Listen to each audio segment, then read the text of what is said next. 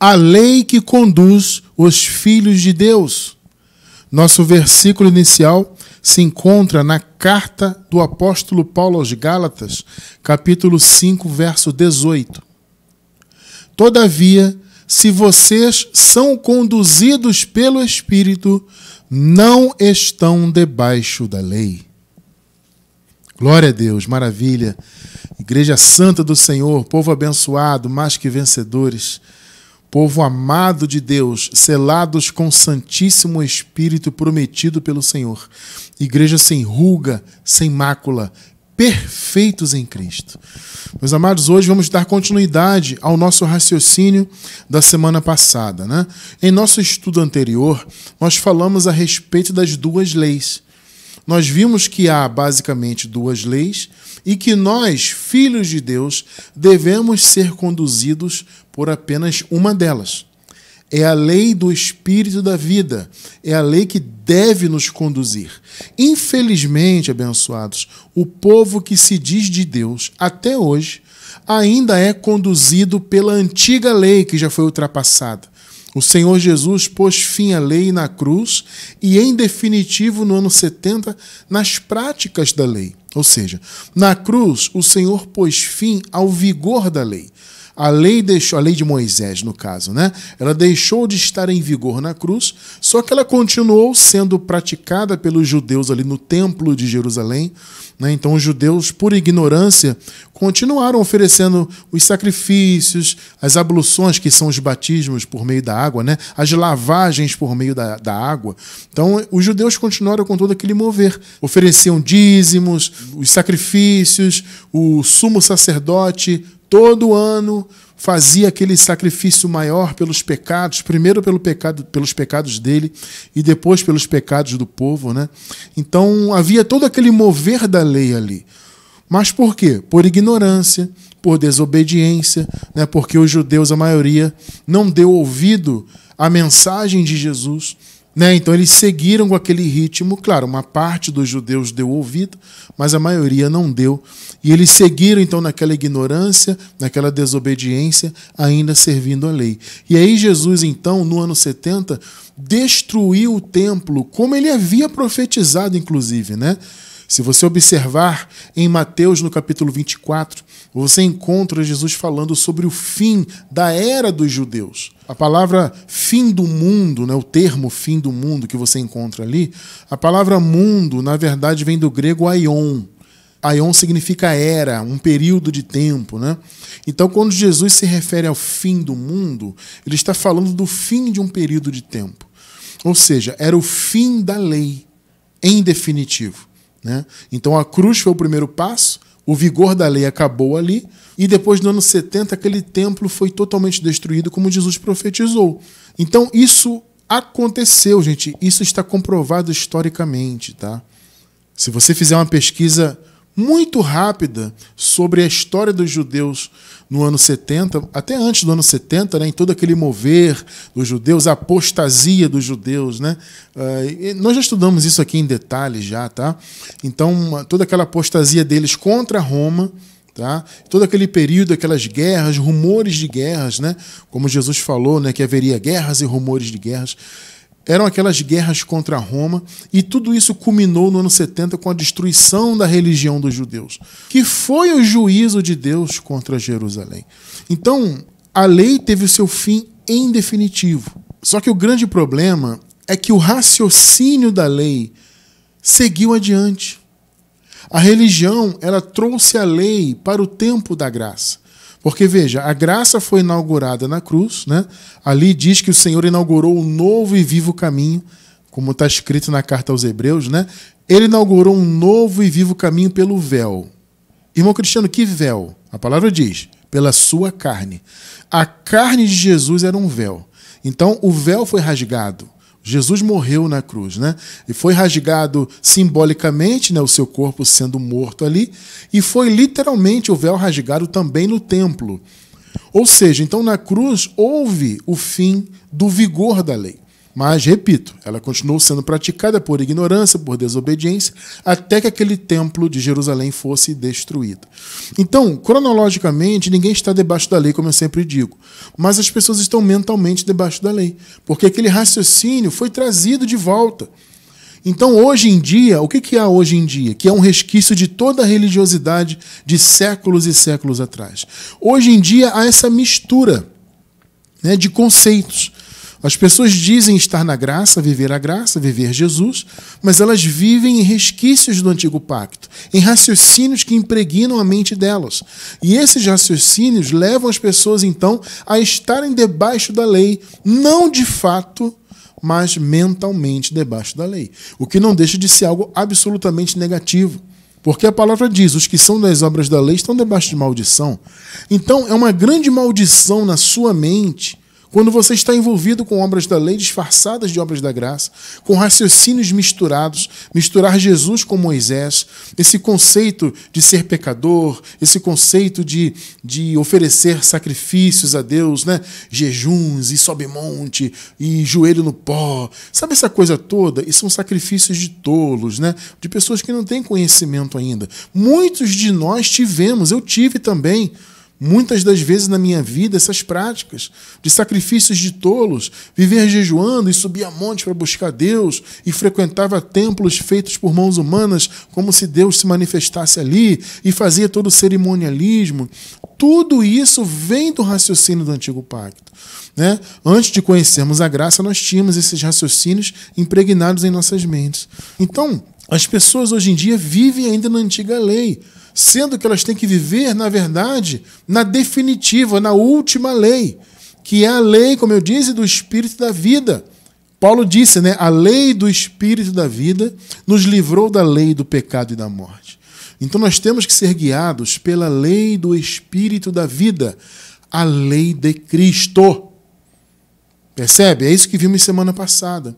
E hoje vamos desenvolver o conhecimento do que é a lei de Cristo.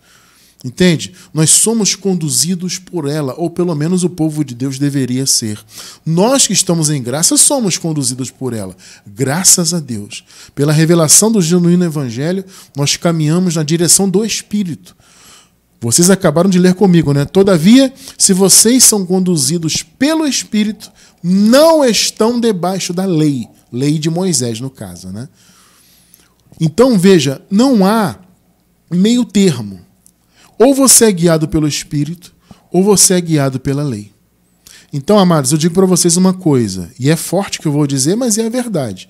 Quem está submetido ao sistema religioso que se autodenomina cristão, mas de cristão não tem nada, quem está envolvido com isso não está sendo guiado pelo Espírito.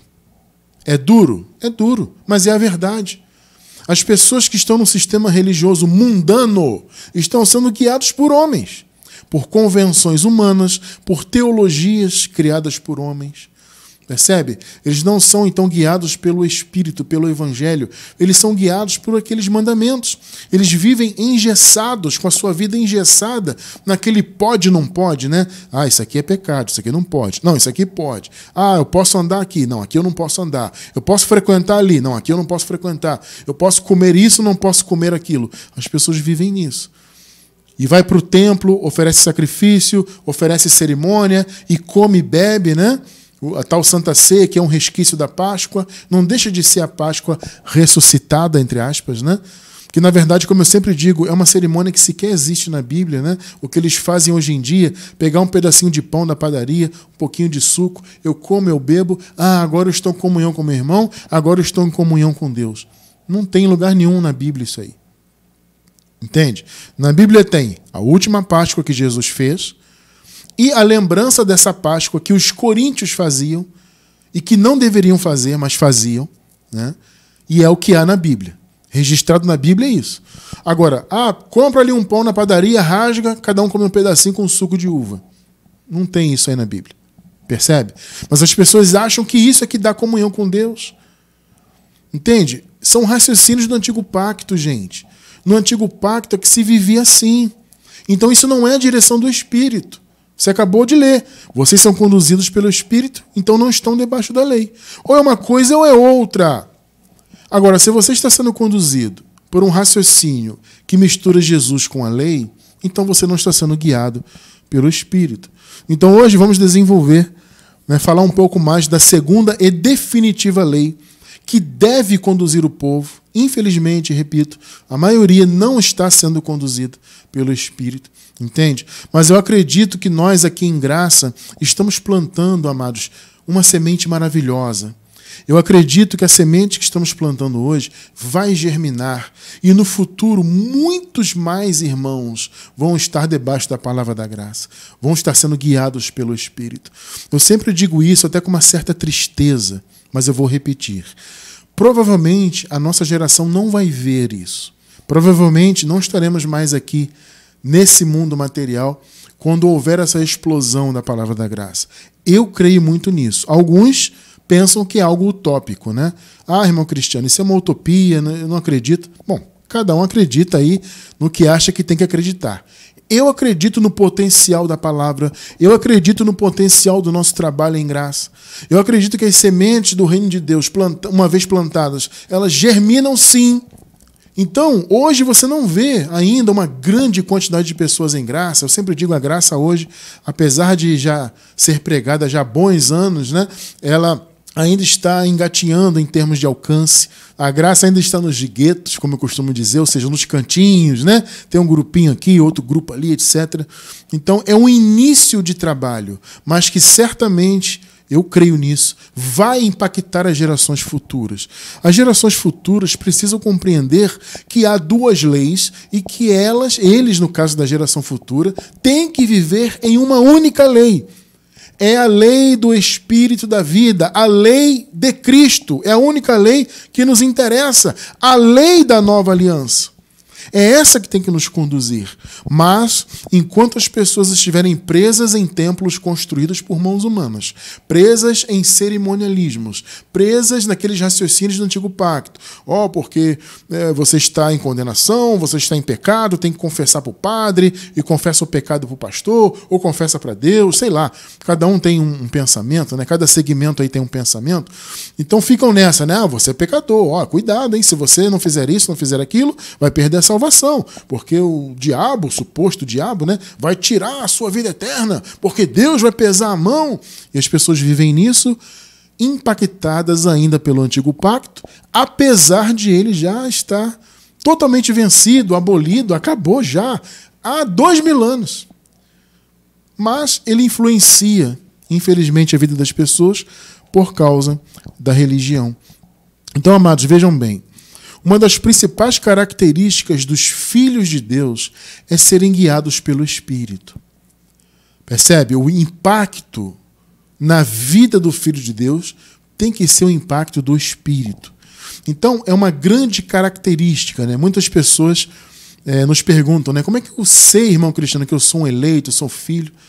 É você observar as características que os filhos de Deus têm. E uma delas é ser guiado pelo Espírito. Irmão Cristiano, o que é isso? É ser guiado pelo novo pacto. Espírito é isso, né? A palavra fala aqui, o novo pacto é o pacto do Espírito. Então, você, quando guiado pelo Espírito, você está sendo guiado pelo raciocínio do novo pacto. Percebe? Você está sendo guiado pela lei de Cristo. Essa é uma das principais características dos filhos de Deus. Aí você pode me perguntar, mas irmão Cristiano, e aquelas pessoas que estão no meio do sistema religioso? Elas estão sendo guiadas pelo sistema, como você acabou de dizer, não pelo Espírito, mas pelos conceitos do Antigo Pacto, por teologias humanas, etc. Então significa que essas pessoas não são filhas de Deus? Veja, gente, não necessariamente. A pessoa pode estar no sistema religioso e ainda assim ser filha. E eu particularmente creio que a esmagadora maioria que está lá é filha, é eleita de Deus. Só que está no engano, está com a mente tapada, os olhos fechados pelo véu do sistema religioso. Quem está no sistema religioso pode ou não ser filho de Deus. Repito, eu creio que a maioria seja esmagadora. Tá? Só que você não pode afirmar nada em relação a eles, se são, se não são, porque eles não estão na característica de filho, ainda que possam ser. Entende? Nós não, nós que estamos sendo guiados pelo Espírito e seremos para sempre, nós sim estamos dentro dessa característica de ser filho. Ah, irmão Cristiano, quer dizer que todos que estão debaixo da graça são filhos? Também não necessariamente. Porque eu já conheci pessoas que estavam na graça e que regrediram. Isso acontece também, mas é raro, tá? Veja, a pessoa que é eleita de Deus, filha de Deus de verdade, uma vez que ela conhece a graça, gente, ela não regride. Agora, acontece de pessoas estarem em graça, mas elas estão por alguma conveniência. Ela não está porque ela é filha verdadeira. Ela não está porque ela tem prazer na palavra. Ela está por qualquer que seja a conveniência. Eu já conheci pessoas assim, que estavam em graça, confessavam a graça e depois regrediram. Ah, agora eu sou ateu. Ah, voltei para a religião, que a religião é melhor. Entende? Isso aconteceu algumas vezes ao longo da minha jornada ministerial. Eu já pude observar isso. Então veja, não necessariamente quem está na religião é da perdição e não necessariamente quem está em graça é da salvação. Agora, há uma grande chance, grandiosa chance, de alguém que está em graça ser realmente filho de Deus. A não ser que em algum momento, eventualmente, essa pessoa regrida. Como eu falei, já vi isso acontecer algumas vezes, né? É aquilo que a palavra fala, né? Nós não somos daqueles que retrocedem para a perdição. Não está escrito isso? Nós somos daqueles que permanecem para a conservação da alma. Perceberam? Então, aqueles que permanecem na palavra são os verdadeiros filhos. E quem está, então, debaixo da palavra da graça e confessa esta palavra, há uma grandiosa chance dessa pessoa ser, de fato, filha.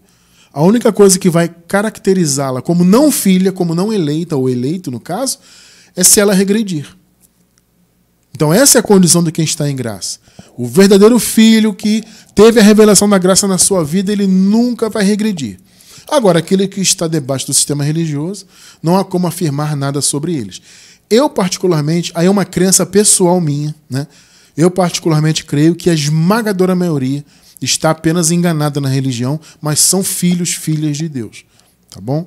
Mas veja, o ponto é o seguinte: os filhos de Deus são guiados pelo Espírito. É uma das principais características. Vamos ver aqui Romanos 8, versículos do 12 ao 16. Nós estamos lendo a Nova Versão Internacional. Portanto, irmãos, somos devedores, não à carne, para vivermos sujeitos a ela. O que Paulo está dizendo? Gente, nós não devemos nada para a carne. Nós não somos escravos dela. Não temos que viver obedecendo ao seu chamado errôneo. Paulo está dizendo o seguinte: essa dívida, entre aspas, que nós tínhamos com a carne, nós tínhamos antes da cruz. Lá a carne nos conduzia 100%, não havia direção espiritual. Só que agora não. Nós somos guiados pelo Espírito, somos filhos de Deus, temos o Espírito Santo. No contexto, Paulo diz, olha, aquele que não tem o Espírito, esse tal não é de Cristo. Ou seja, aquele que não tem o Espírito Santo dentro de si é porque não é eleito. Paulo fala, se é que o Espírito Santo habita em vocês. Paulo coloca essa condicional. Porque se alguém não tem o Espírito, esse tal não é dele. Agora, quem tem é guiado pelo Espírito. Então não deve nada para a carne. Então as pessoas eram escravas da carne antes da cruz. Debaixo do pecado, debaixo da lei. Entende? É isso que Paulo está dizendo. Olha, não somos devedores da carne para vivermos sujeitos a ela. 13. Pois, se vocês viverem de acordo com a carne, morrerão. Mas, se pelo Espírito fizerem morrer os atos do corpo, viverão. Alguns veem este versículo como perder salvação, como se Paulo estivesse falando disso. Só que o morrer aqui é para os filhos da perdição. É claro, há uma interpretação, que eu também até já tive essa interpretação, de que Paulo estava se referindo ao morrer em outros sentidos. É uma interpretação válida? Sim. Como eu disse, eu já comunguei dessa interpretação. É uma interpretação válida, porque morrer, no grego, também tem outros significados. Não apenas morrer fisicamente, não apenas a morte da alma, né? Mas também a questão de você viver em coisas negativas, viver em mazelas. Tudo isso tem um sentido de morte.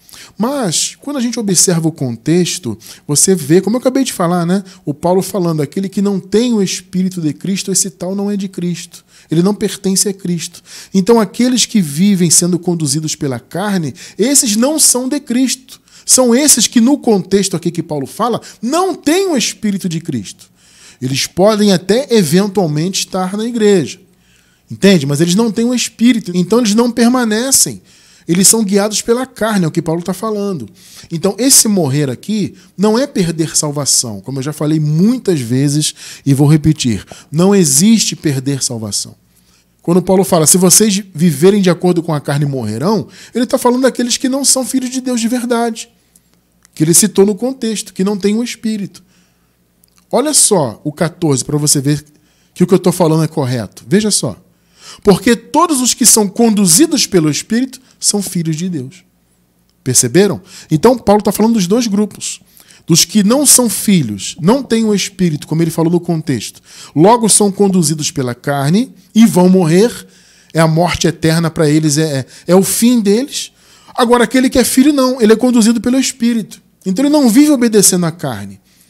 Pelo Espírito, ao contrário, ele faz morrer os atos do corpo. Esses viverão. Por que eles viverão? Viverão porque eles fazem boas obras, como a religião interpreta, né? Que as pessoas fazem boas obras e vão ser salvas. Não, não é isso que Paulo está falando aqui.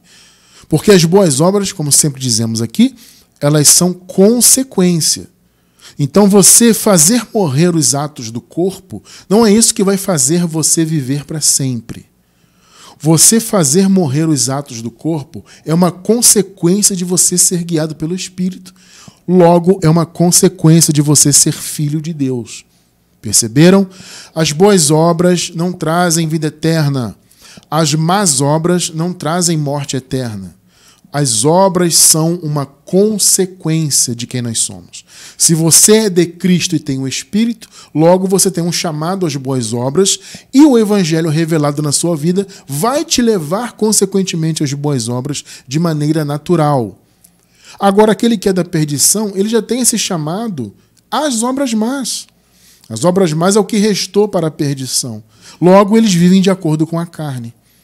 Tá? Então, viver e morrer aqui são os dois grupos. Aqueles que vivem sendo conduzidos pela carne, porque não têm o Espírito de Cristo, logo não são dele. Isso está muito claro no contexto aqui de Romanos capítulo 8. E aqueles que fazem morrer os atos do corpo vão viver. Por quê? Porque são filhos. Consequentemente, eles fazem morrer os atos do corpo. É uma consequência. Eu vou deixar na descrição do vídeo pelo menos um estudo sobre essa questão das obras, para você entender que obra boa não traz vida eterna, salvação, obra má não traz perdição. Elas são a consequência. Se a pessoa é da perdição, consequentemente ela tem mais obras e tem prazer nas obras más. Por outro lado, quem é da salvação tem prazer em boas obras. Então as obras são consequência, não a causa. Quer entender isso com profundidade? Como eu disse, vai estar na descrição do vídeo no YouTube um estudo específico sobre isso, tá? Então essa questão de morrer aqui por viver de acordo com a carne é uma consequência de não ser de Cristo. 15. Pois vocês não receberam um espírito de escravidão para novamente temerem. Veja, antes da cruz, sim, as pessoas eram escravas, estavam mortas espiritualmente. No caso, os filhos de Deus, né? Estavam mortos espiritualmente por causa do pecado. Então eram conduzidos todos, tanto os da perdição quanto os da salvação, todos eram conduzidos unicamente pela carne. Todos eram escravos da carne e da lei, né? Porque a lei impunha o pecado da carne. Então Paulo fala, vocês não receberam um espírito de escravidão. Antes vocês eram escravos, agora não. No caso, escravos da carne, né? Escravos do pecado, escravos da lei. Pois vocês não receberam um espírito de escravidão para novamente temerem, mas receberam o Espírito que os torna filhos por adoção, por meio do qual clamamos Abba, que significa Pai. Então, se você hoje tem no seu coração a alegria de chamar Deus de Abba, de Pai, é porque você é filho, porque você tem o Espírito. E tendo você o Espírito Santo dentro de si, claro que você vai ser levado às boas obras e a fazer morrer os atos do corpo. Ainda que seja por meio dos açoites de Deus e da correção. De alguma forma, o Espírito vai fazer você andar no caminho correto. E você sempre vai poder declarar Abba, que significa Pai. 16. O próprio Espírito testemunha ao nosso Espírito que somos filhos de Deus. Que coisa linda, né? Eu vou deixar na descrição do vídeo um estudo sobre essa questão de ser filho de Deus, né? Como que o Espírito testifica que somos filhos? É um estudo maravilhoso, né? Muitos irmãos nos perguntam isso, né? Irmão Cristiano, como é que eu sei que eu sou filho? Como é que o Espírito testifica no meu espírito que eu sou filho? Vou deixar um estudo completo sobre isso na descrição do vídeo no YouTube, quem está pela gravação, tá? Tá bom? Então vocês observaram aqui que os filhos de Deus, eles têm a condução espiritual na sua vida como chamado. O filho de Deus, a não ser que ele esteja enganado pela religião, a não ser que ele esteja com um véu espesso em seus olhos, como nós estivemos. Eu sempre digo isso para vocês, eu passei 20 anos no sistema, gente. Claro, se eu contar desde a minha tenra infância, criancinha, mas quando eu comecei a me envolver, né, de fato ali no sistema religioso, eu devia ter o quê? Uns 10 para 11 anos, né? A gente começa a se envolver com um grupinho de crianças, começa a ter aquelas responsabilidades ali na chamada igreja. Eu comecei a aprender a tocar instrumentos musicais, então a participar e tudo mais. Sabe, eu passei anos e anos. Então, contando todo esse tempo da minha tenra infância, até que a graça me foi revelada, foram 20 anos. Durante esse tempo que eu estive no sistema, esses 20 anos, a minha mente foi conduzida por esses raciocínios do Antigo Pacto. Havia um véu espesso em meus olhos. A revelação da graça, então, retirou esse véu terrível que estava sobre meus olhos para que eu pudesse enxergar o Evangelho. Então, a não ser que a pessoa esteja na religião com todo esse véu, o chamado dela é ser guiado pelo Espírito. Todos os filhos de Deus, amados, têm que ser guiados pelo Espírito.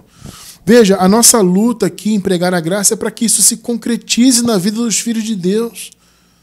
Porque, como eu disse agora há pouco, muitos estão aí no sistema religioso sendo enganados, com o véu de Moisés sobre a sua cabeça, sem poderem enxergar as verdades da graça, sendo guiados então por raciocínios humanos, teologias humanas, né? A mente impregnada de conceitos do Antigo Pacto, sendo que a pessoa, uma vez que ela é filha de Deus, ela tem que ser guiada pelo Espírito, pelo Evangelho. Veja bem, gente, a palavra de Deus, que é o Evangelho da graça, fora dele não tem palavra de Deus, fora da graça não tem Evangelho, ela é um instrumento do Espírito. A palavra do Senhor é a espada do Espírito em nossas vidas. Então o Espírito utiliza esse instrumento maravilhoso para nos conduzir. Entende? Nós somos guiados pela palavra. Você não é guiado por homens, por mandamentos. Como eu falei agora há pouco, pode, não pode, posso isso, não posso aquilo. Você não é guiado por isso. Nós não somos guiados por isso. Somos guiados pelo que o Evangelho revela. Mas para isso você tem que estar fora do sistema mundano religioso. Caso contrário, você vai continuar sendo guiado por aquilo que não é Evangelho, logo não estará sendo guiado pelo Espírito. O chamado dos filhos de Deus é serem guiados pela nova lei, a lei da nova aliança, que é a lei de Cristo. Vamos relembrar esse conceito, nós lemos na semana passada, vamos ler novamente hoje, 1 Coríntios 9, 20 e 21. Aqui o Paulo falando, né, da sua estratégia para pregar. E ele diz, para os judeus, tornei-me judeu, a fim de ganhar os judeus. Para os que estão debaixo da lei, tornei-me alguém como se estivesse sujeito à lei. Aqui, no caso, não é a segunda lei. Ele está falando da lei de Moisés, a primeira. Então ele falou o seguinte, olha, eu me fiz de judeu. Para que eu tivesse condições de me achegar a um judeu e pregar para ele, eu me fiz de judeu. Então quem olhava para mim dizia que eu estava sujeito à lei de Moisés. Agora veja, embora eu mesmo não esteja debaixo da lei. Perceberam? É aqui que muitos se confundem.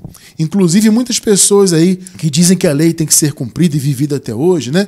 Muitos se apegam naquilo que Paulo fala, nos elogios que Paulo faz à lei, né? Principalmente em Romanos, no capítulo 7. Paulo fala, vimos na semana passada, né? Eu só estou relembrando o conceito, né? Paulo falou o seguinte, eu tenho prazer na lei de Deus, com a mente eu sirvo a lei de Deus. Então há essa confusão e muitos se apegam nisso. O apóstolo Paulo dizia que amava a lei, que a lei era boa. Quer entender isso? Na semana passada nós falamos sobre isso, no estudo passado falamos com mais profundidade. Tudo isso é uma estratégia de Paulo.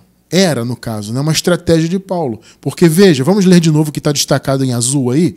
Embora eu mesmo não esteja debaixo da lei. Então ele se fazia um cumpridor da lei. Percebe? Para que ele tivesse acesso às pessoas que estavam debaixo da lei. A fim de ganhar os que estão debaixo da lei. Agora veja o que ele fala no 21. Para os que estão sem lei, tornei-me sem lei, embora não esteja livre da lei de Deus, mas sim sob a lei de Cristo. Então, qual é a lei de Deus para o novo pacto? É a lei de Moisés ou é a lei de Cristo? Perceberam? Você não pode confundir esses conceitos. A lei de Deus era a lei de Moisés antes da cruz. Percebe? Jesus veio para estabelecer uma nova lei, nova aliança, um novo conceito. Percebeu? Tudo mudou. Esse é o ponto que muitos não entendem. Nós estamos sob a lei de Cristo. Então eu vou repetir. A lei de Deus para a nova aliança não são os mandamentos da lei de Moisés. A lei de Deus é a lei de Cristo. Porque Jesus, amados, substituiu a lei. Entende? Ele substituiu. Houve uma troca de alianças, uma troca de ministérios. Perceba isso. Então, por isso que as pessoas não podem viver nessa mistura que elas vivem. Por isso nós insistimos tanto nisso aqui. Porque a esmagadora maioria são filhos de Deus, pelo menos eu creio nisso. Estão no meio do sistema religioso enganados, misturando conceitos, misturando raciocínios do antigo pacto, da lei anterior, né, da antiga lei, com a verdadeira e única lei atual, que é a lei de Cristo. As pessoas têm que entender que elas não têm que viver no que elas vivem no sistema religioso. Porque a lei mudou, o conceito mudou, o ministério mudou. Hebreus 8, vamos ler os versículos 6 e 7, depois o 13. Contudo, o ministério sacerdotal que Jesus recebeu é superior ao deles. Deles quem? Dos sacerdotes da lei. Aqui no contexto anterior, o texto está se referindo aos conceitos da lei, como as coisas eram feitas na lei, as diretrizes que eles haviam recebido sobre o templo de Jerusalém, etc. Né? Aí o texto continua e diz: contudo, o ministério que Jesus recebeu é superior ao da lei, como também a aliança da qual ele é mediador é superior à antiga. Então veja, a lei de Cristo é superior à lei de Moisés, porque se baseia em promessas superiores, claro. A lei não aperfeiçoou ninguém, a lei nunca trouxe vida, nunca trouxe salvação, nunca trouxe justificação. Então, obviamente, a graça é superior. 7.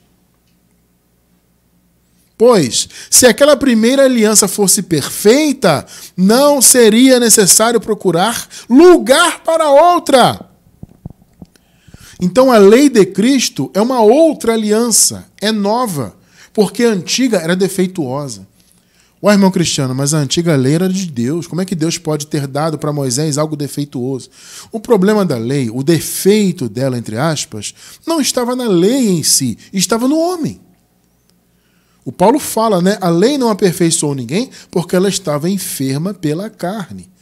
Então o problema era a natureza humana. A lei tinha que ser praticada por meio da carne, da natureza humana. Então ela nunca aperfeiçoou ninguém, ela estava enferma pela carne. Então se buscou lugar para uma outra aliança, ou seja, um outro pacto, uma outra lei. Versículo 13. Ao chamar de nova essa aliança atual, a lei de Cristo que é eterna, ele tornou antiquada a primeira, ou seja, obsoleta, ultrapassada, acabou.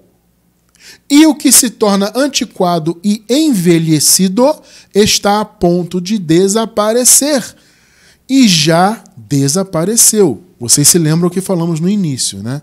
A queda do Templo de Jerusalém marcou o fim definitivo das práticas da lei. Na cruz foi o fim do vigor da lei. Ela deixou de estar em vigor na cruz e na ressurreição de Jesus. Só que ela seguiu sendo praticada, então a lei continuou existindo na prática no templo. Então, no ano 70, o templo foi destruído, como Jesus havia profetizado em Mateus 24. Entende? Foi o fim definitivo dela. Nesse período aqui em que a carta for escrita, aquele templo ainda estava de pé. Entende? A carta foi escrita antes do ano 70. Por isso que há esse termo, está a ponto de desaparecer.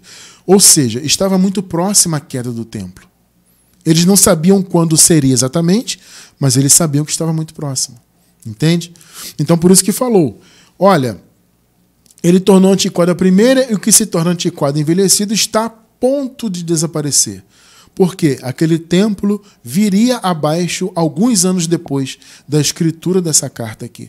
Então, na verdade, já desapareceu. A nova aliança foi totalmente inaugurada com a queda do templo.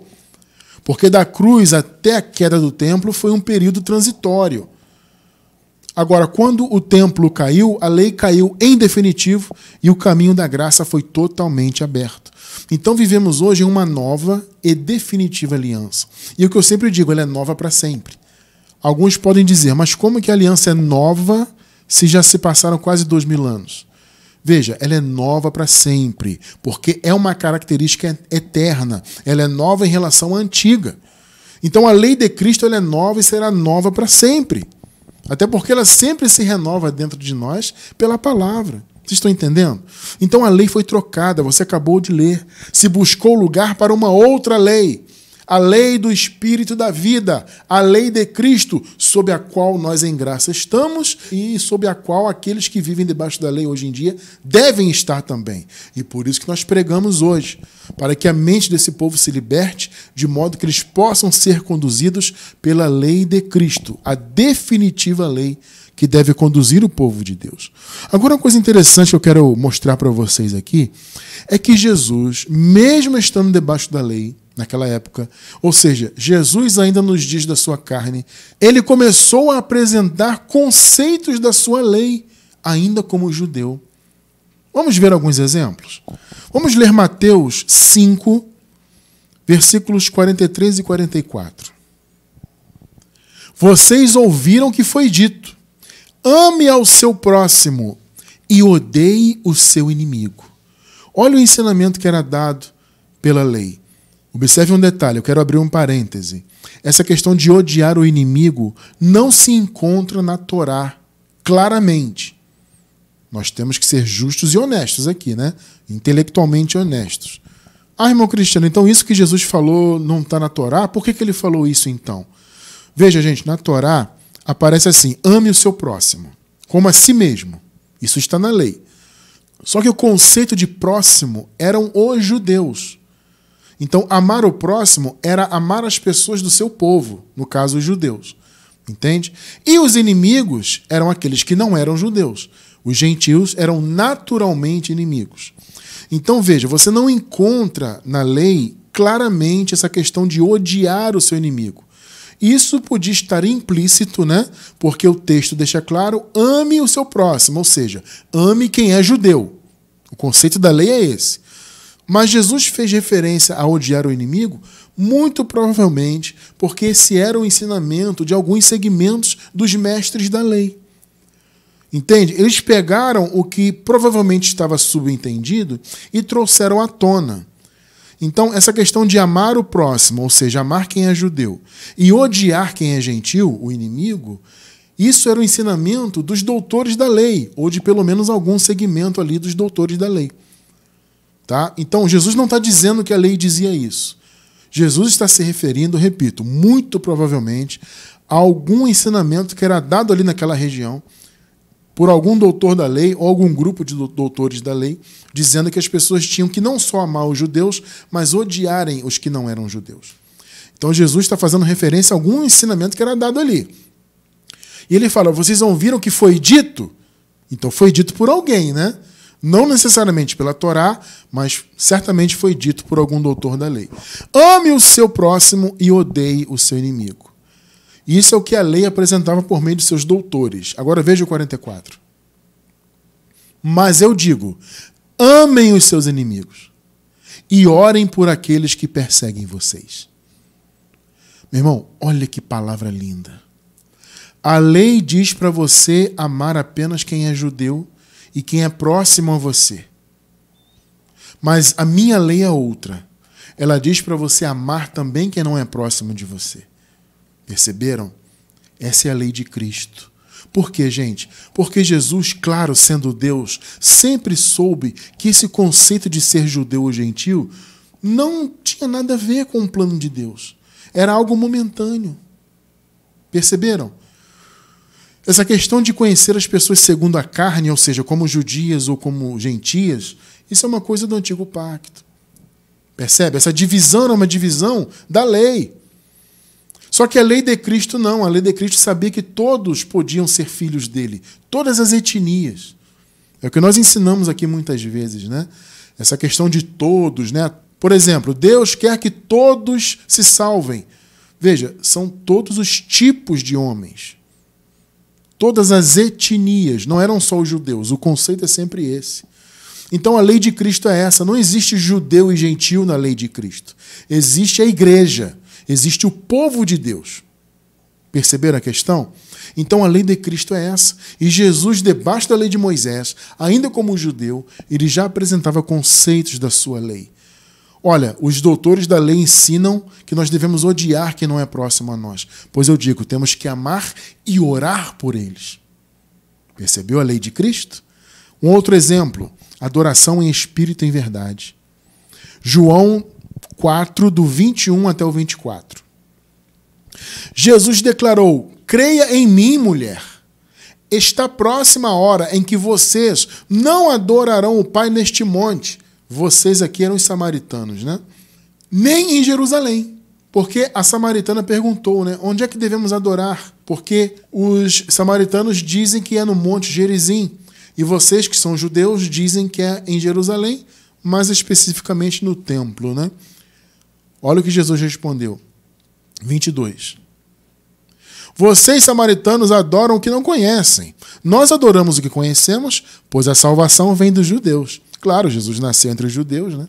23.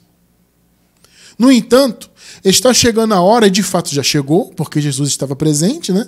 Em que os verdadeiros adoradores adorarão o Pai em espírito e em verdade. Estes são os adoradores que o Pai procura. Irmão Cristiano, procura, quer dizer que Deus não sabia? Não, gente, procurar aqui é desejar. Ou seja, Deus deseja ser adorado em espírito e em verdade. 24. Deus é espírito e é necessário. Pegou?